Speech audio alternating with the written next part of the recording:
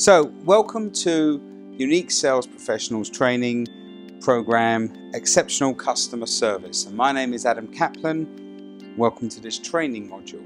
Now, how many of you work in customer service?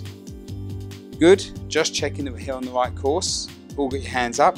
How many of you don't consider your role to be a natural one for customer service? Okay, well, can I ask what you do? Right, you work in accounts. Is that a customer service role? Well, let's see what everyone says about that, because it's quite an important thing. Okay, exceptional customer service. Let's look at what makes customer service. And before we look at what makes customer service, let's look at some of the difficult issues that you normally receive in customer service. Let's look at it from you as people when you've been customers. So, when we were talking earlier, you'd said that you'd had issues with customer service agents not listening to you. Now, how did that make you feel? Okay, all right. So you feel undervalued. You feel that people aren't listening to you. You feel worthless.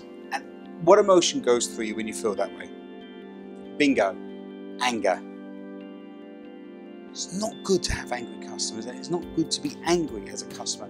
When you feel angry, do you feel happier or sadder that you're angry? Okay, you feel angry, but do you feel happier? Right, so being angry makes you feel less happy. Yeah? All right, good.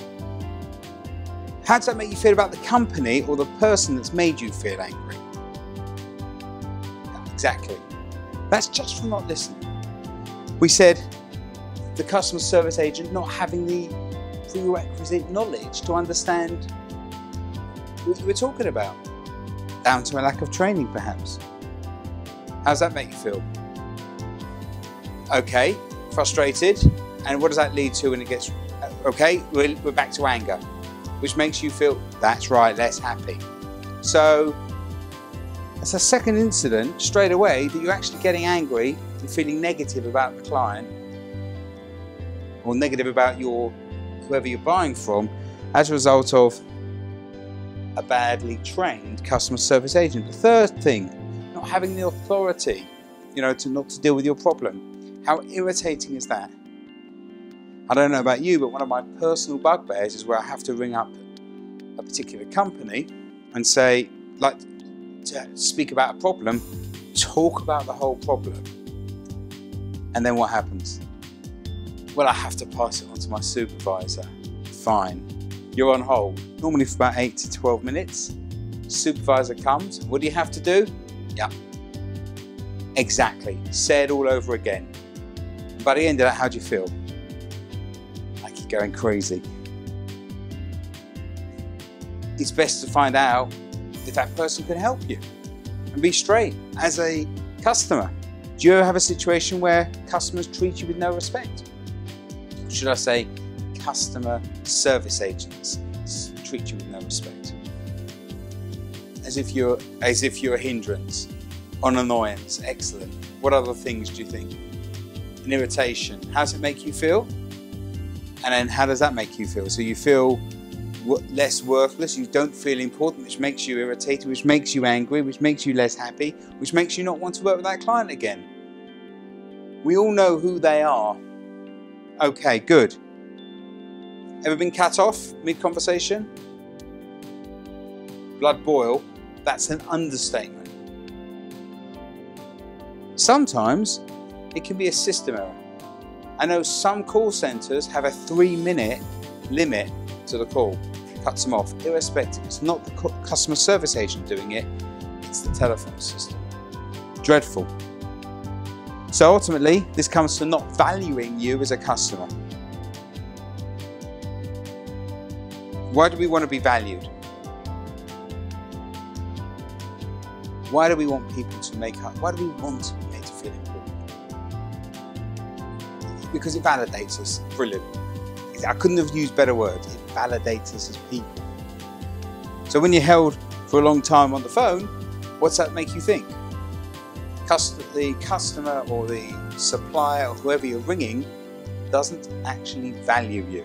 Because if they did, they'd have more people on.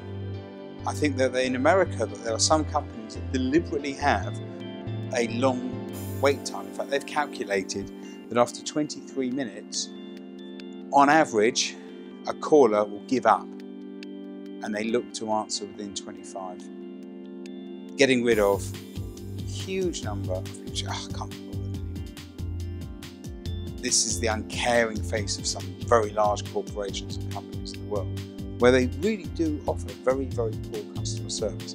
Now, generally that's because the accountants have got involved saying we need to reduce costs, and the customer experience, it's in the toilet. Exactly. Okay, so what about when you get a customer service agent who gives you bad communication skills? They don't speak properly, they use slang. All right, mate. Nothing irritates me more. I've got to tell you, I don't want to come over as a snob, but you get through to a customer service agent, the first thing he says is, all right, mate, how you doing? 1, not your mate. 2, what's it got to do with you, how I'm going? And 3, the fact I'm ringing a customer support line with a problem might indicate things aren't going too well. Master of stating the bleeding obvious, excuse my French. And then lastly, not understanding us or wanting to understand my issue or how I feel. I think that ultimately encapsulates all of this. You get the feeling that the person you're talking to doesn't care. How does it make you feel? Worthless, angry, frustrated, irritated. Do you want to work with that customer in the future? You bet you do. And one of the things we're going to do today is look at how we can, throughout our entire companies, make a change so that customers don't feel like this, because we've all felt like this at one point or another. Now let's look at it from the other side of the fence, from the point of a customer service agent. I use the phrase CS agent here. I know it sounds a bit like an anti-terrorist spray, but it's customer service agent. First things first, number 1 on the list, rude customers. How does it make you feel when you're talking to a customer they're just downright rude to you? Oh, okay, so it makes you feel worthless. And how does that make you feel? Oh, okay, so that makes you feel irritated, frustrated, angry. Oh, how much do you want to help that customer? Oh, you don't. Oh, okay. Little bit of a same thing going on here. So if you've got a customer who's feeling worthless, irritated and angry, and a customer service agent who's feeling worthless, irritated and angry, what is that a recipe for? That's right, it's a recipe for disaster. Who's going to be happy by the end of the call?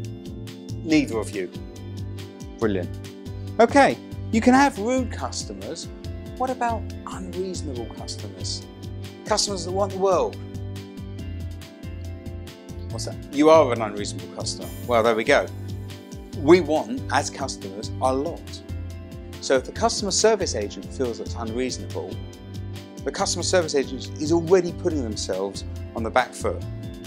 There's a way of dealing with customers you feel are unreasonable. We're going to look at that. We're going to deal with that before you even speak to them. Yeah? Okay, good. Right, not having the product or system training. As a customer service agent, have you ever been put in a situation where you don't know what you're talking about? All right, mostly you don't know what you're talking about, fair enough. But in customer service terms, it's irritating, it's difficult, you feel stressed. Don't know what I'm talking about. Now, if you remember the previous trainings, we talked about assertiveness. That's a great way of getting to speak to your manager to get that training so that you can deal with the technical aspect. There's also another way of handling it when you don't know what the person's talking about, or when you don't understand the customer's requirement about how you can say, excuse me, sir, I don't understand this technical ins and outs. I'm just going to speak to a colleague who does. Would that be okay? That's a way of handling it. We'll look at that a bit later. All right, super. High stress, high pressure. You've got to deal with a lot of calls. Your team leader, your manager saying, let's get these customers dealt with. You want to give the customer the best possible service, and yet you can't give them their money back, whatever. Angry and upset customers follow, because dealing with an angry or upset customer is a stressful experience, increasing the stress, and the more that they get angry, the harder it is to help them. You might be getting too many calls. You might literally have too much volume to to deal with. You're trying to deal with everyone, so you start rushing. And let me ask you something. When someone's trying to rush you when you're being served, how does that make you feel? For example, say you were going to buy a new car and you go into the dealership and you're ordering the car. That handover period, do you want them to say, right, there's the car, there's the keys, all the information's in the manual, good luck, have fun, see you later, right, I've got to deal with another customer. What do you reckon? Annoying? Irritating? Make you feel worthless? It makes you angry? Make you less happy? How much does that make you want to cancel the car? Oh, interesting. Everything seems to be creating the same issue. Customers not listening to me. Customer service agent not listening. What happens when customers don't listen to you? Just trying to explain. Oh, you find it irritating. Good. Make you feel worthless? Yep. Makes you angry. Right, there we go. We're going to look at why they may not be able to listen to you for various reasons. This is called the fight or flight response. We're going to come on to that later. Excellent. And lastly, customers not understanding what you're saying. You're talking English, they talk English, and they no comprende. To the point where you're going, are they stupid?